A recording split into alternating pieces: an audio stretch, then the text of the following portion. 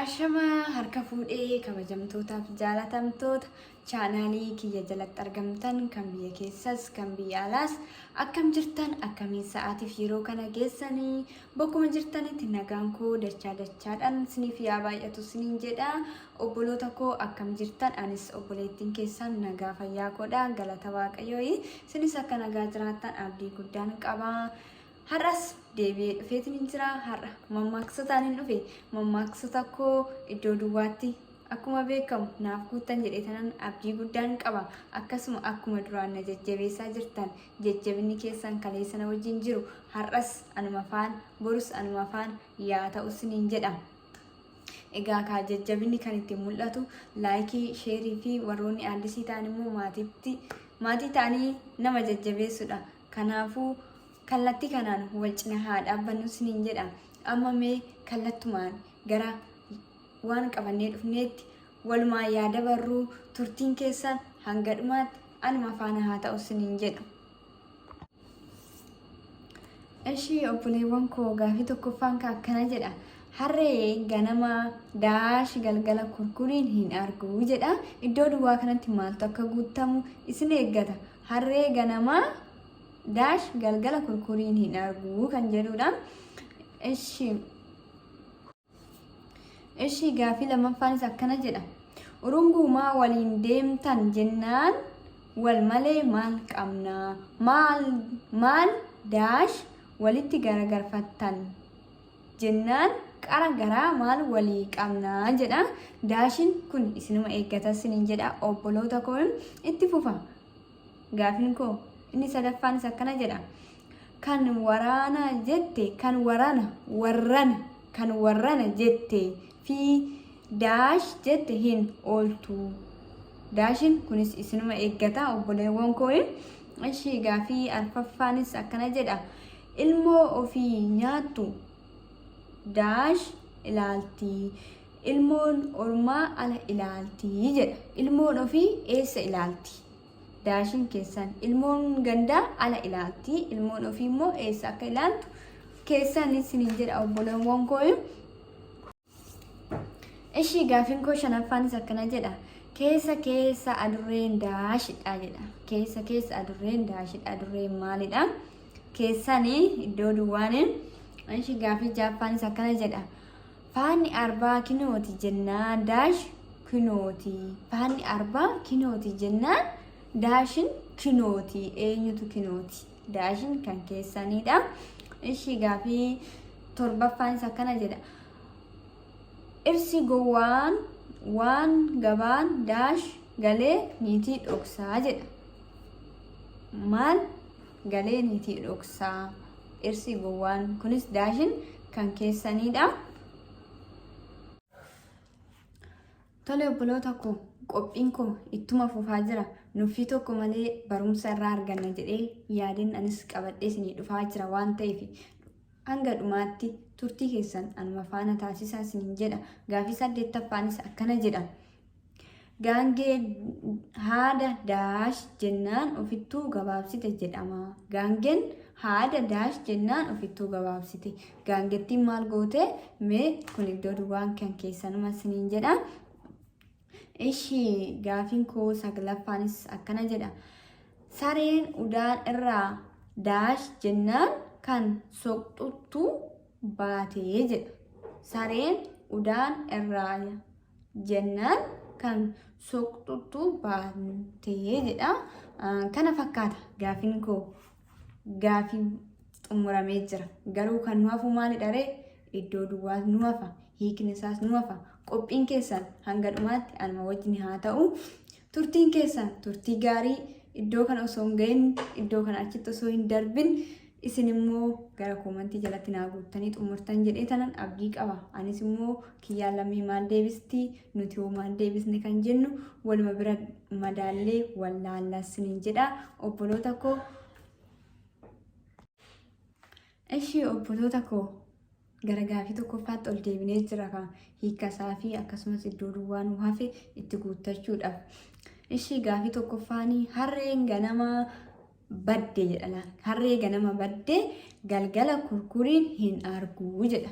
Kuni ka harreen ganama yoo badde galgala kurkuriin kan hin arginee fi ganama baddee galgala osoo iyyaniyyuu harreetti san argachuu hin danda'an jechuudha. Maaliif ganamuma badde waan ta'eef galgala kurkur jechaa soolaan wanti argan tokko hin jiru. Garuu osoo ganamummaa tiksaarratti yookaan eegumsa isheetirratti cimsanii ishee eeganii hin baddu. Bannaan immoo ganama erga badde galgala arguun ni ulfaata waan ta'eef kuni ergaa guddaa nuuf qaba wantoota adda addaa irrattis jechuudha. Wanti tokko milkaa'inni kan eegalu ganamumarraa ta'uu qabaata. Galgalli milkaa'ina guddaa keessa nama hin seesisu jechuudha. Milkaa'inni ofii kaayyoon karoorri ofii ganamuma ta'uu qaba jechuudha. Kan nama milkeessu garuu Waaqayyoodha. Garuutiin kaayyoon karoorri kaayyoo fuula duraa kan itti karoorfatanii kan itti yaadan ganamumarraa ta'uu qaba. Milkaa'inni kan ganamaatitu caala kan jedhu mammaaksa kanarraa argannasiin jedha. Obboloota koo gaafii lammaffaanis itti fufa qophiin keessan anuma wajjin. Ishii gaafii lammaffaanis akkana jedha. Urungumaa waliin deemtan jennaan wal malee maal qabnaa? Maali walitti garagarfattan jennaan qara garaa maal walii qabnaa? Dugdaadha kun. Urunguu maaliif waliin deemtan jennaan maaliif waliin deemtan jennaani qara garaa maal walii qabna kan jettuu fi dugda bokee jedhu san jechuudha. Kun maal nutti mul'isa? Yeroo tokko jechuudha namoonni osuma diina ta'anii jiranuu diina waliitiin wali hin jaalatan. Garuu diinni isaan caalu tokko yoo kan itti dhufu ta'e wal ta'an jechuudha. Yoo garuuti immoo isaan immoo diina sana ofirraa ari'anii kaanii ofumaa walitti deebi'anii jechuudha. Diinni isaanirra diinaa yoo itti dhufe takka ta'an. Yoo isaan immoo diina sana ofirraa ari'an immoo ofiif waliif diinaa jechuudha. Kunillee ergaa guddaa of keessaa qaba. Yoo itti ilaaltanii akka immoo barumsallee irraa argattan abdii guddaan qaba. Qophiin keessan anuma wajjin haa ta'u. Ishii gaafii sadaffaanis akkana jedha. Kan warrana jettee fi daash jette hin ooltu. Daashi sun maalidha? Barana jettee hin ooltu. Kan warrana jettee fi kan barana jette hin ooltu kan jedhamuuf immoo kunis maalidha isinitti fakkaata? Kunillee ergaa guddaa qaba. Wanti tokko si qunnamuuf yoo barbaade barana yookaan warrana jettee sitti dhufte taanan siin ooltu jechuudha. Fakkeenyaaf wanti tokko kan wal fakkaatu hawaasa wajjin haa ta'u wanti tokko haa ta'u wanti sun bara kana kan ta'uu qabaatu tokko kan si mudatu taanan wanti sun sitti mudate waan ta'eef wanta siin oolle tokko namatti mul'isa jechuudha. Kuni hawaasa keessattis yoo fudhanne fakkeenyumaaf wanta baqqatu qoolfaatu wayiiti kun irratti fudhachuu dandeenya. Kanas siin jedha obboloota koo qophiin koo ittuma fufa. Gaafii arfaffaanis akkana jedha. Ilmoo ofii nyaattu daash ilaalti. Ilmoon ormaa ala ilaalti. Ilmoon ofii eessa ilaalti? Boroo. Daashi sun maalidha? Boroo jechuudha. Ilmoon ofii nyaattu boroo ilaalti. Kan ormaa immoo eessa ilaalti? Ala ilaalti. Kunis ergaa guddaa qaba. Wanti kiyya jedhanii hojjetaniif wanti kan namaati jedhanii hojjetan gargar akka ta'u namatti mul'isa jechuudha. Ilmoon ofii sun nyaattu gara boroo ilaalti. Manni kun kiyyaa jettee keessa garagartee wanta hojjetamuu qabu tokko hojjetti yookaan immoo boruma isheetti hafti jechuudha. Ilmoon ala ormaa immoo kan ormaati waan ta'eef yoo nyaattee kaate aluma ilaalti jechuudha. Kunis ergaa guddaa nuuf qaba jedhee kana yaada. Obboloota koo turtiin keessan anuma wajjin haa ta'u isiniin jedha. Ishii gaafii shanaffaanis akkanadha. Keessa adurreen daashi jedha. Keessa adurreen bineensa. Keessa adurreen bineensa kan jedhamuufi kunillee ergaa guddaa nuuf qaba. Adurreen fakkaattee jiraatti. Fakkeenyaaf adurreen gosti ishii maalidha? Gosoota bineensota keessaa ishii takkaadha. Gosa bineensaa keessaa immoo qeerransatti dhiyaatti adurreen. Qeerransummaan sun qeerransi maalidha? Namaan fi waliin hin taane qeerransi hin taane. Garuu adurreen immoo namatti hidhattee jiraatti. Garuu qeerransummaa ishii sanis hin dhiisne beelladoota keessattis bineensota keessattis ramadamtee jiraatti jechuudha. Kanaafuu nama si fakkaatti qeerransas ni fakkaatti.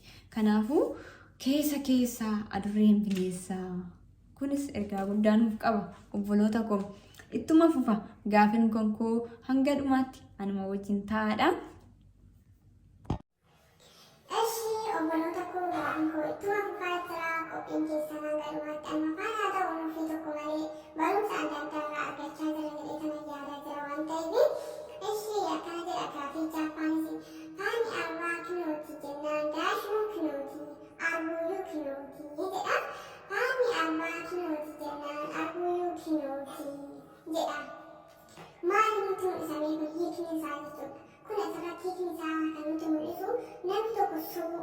yoo sobee yoo qabamu ture isa jechuudha. Namni tokko wanti sobaa tokko sobuma waan ta'eef wanta dhugaarratti hin hundoofne tokko jechuudha. Asii osuma si sobu asii wanti tokko ragaan kan sirratti qabamu yoo ta'e inni kun hiika guddaa dhuftaa jechuudha mammaaksa kun. Faani arbaa kinooti jennaan arbummoo kinooti. Faani arbaatiif kan arbi haga garaagarummaa qabu hiikni isaa isa kana fakkaataa sinin jedha obboloota koo qophiin keessan hanga dhumaatti anuma faana haa ta'u.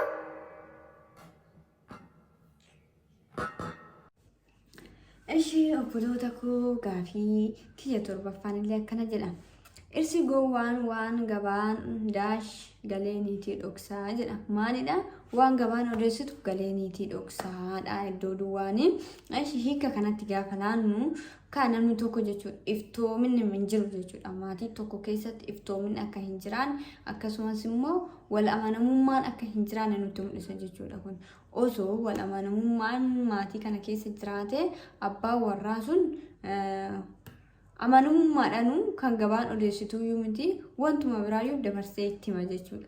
Garuu inni gowwummaa isaatiinis wal qabsiisee maal godhee wanta gabaan odeessaa wantu galee haadha manaasaa dhoksa jechuudha. Kun iftoominni dhabamuu fi wal amanamummaan jiraachuu dhabuu akkasumas immoo mariin jiraachuu dhabuun nutti mul'isa. Kanarraa immoo dhalataan ammaa kun bilisa ta'uu nu barbaachisaa siniin jedha obboloowwan koo. Ishii gaafiin koo ittuma fufa. Gaafii 8ffaanis akkana jedha. Gaangeen haadha daash jennaan ofittuu gabaabsite jedhama. Gaangeen maal goote haadicha hin kutte. Gaangeen haadha kutte jennaan ofittuu gabaabsite jedhama. Egaa gaangeen tunis osoo dheereffattee of qabdee jiraatte sila haanni yookaan immoo tushaan ishiin ittiin hidhamtu sun kan itti dheeratee fi dheegduu yookiin akka barbaade taatu sun ittiin gabaabbatu ture jechuudha. Ofuma jalaa kutamtee jennaan immoo yoo deebisanii waliin qaxxalanii hidhuu danda'anii waan adda addaa godhuu danda'an waan ta'eef ofittuu gabaabsite jedhama jechuudha. Kun maal nutti mul'isa? Mul'ata keenya keessatti jechuudha. Mul'ata keenya keessaa osuma mul'ata keenyaaf kaayyoof karoora qabnu osuma kan hojjechuu dandeenyu tokko itti dhiisnee kan laallu yoo ta'u kaayyoo keenya san karaatti ofuma keenya of jalaa hambisaa jirra yookaan immoo of jalaa gabaabsaa jirra kan jedhu kan nutti mul'isudha jechuudha. Kun mammaaksi kun yoo gara hiika isaatti waliin ilaallu siniin jedha obboloota koo.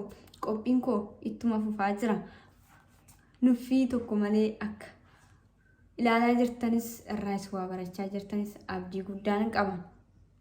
Gaafiin koo isa xumuraarra ga'een jira. Inni xumuraa kun immoo mee iddoo duwwaa isaa siniifan deebisaa deebii immoo hiika isaa waliin isintu naaf deebisa jedheetiin abdii qaba. Saree udaan irra dhaabbatte jennaan sareen udaan irra dhaabbatte jennaan kan soqxuttu baate. Sareen udaan irra dhaabbatte jennaan kan soqxuttu baate. Mee kun maal nutti mul'isa? Hiikin isaa hoo? Sagalee kan koo kana dhuguma hanga dhumaatti yoo kan dhaggeeffattanii mammaaksota kootis hanga dhumaatti kan dhaggeeffattan yoo ta'e jallisaa kun deebiin keessanuma siniin jedha.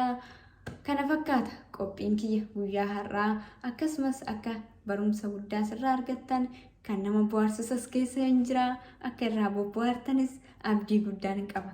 Qophiin koo kanumaan xumureen jira. Hangaan qophii biraatiin walitti deebinutti turtiin keessan turtii gaarii isiniif haa ta'u. Bakka jirtanitti fayyaanaa ta'a. Obbolaawwan koo baay'ee sin jaaladha, baay'ee sin kabajaa. Chaaw chaaw.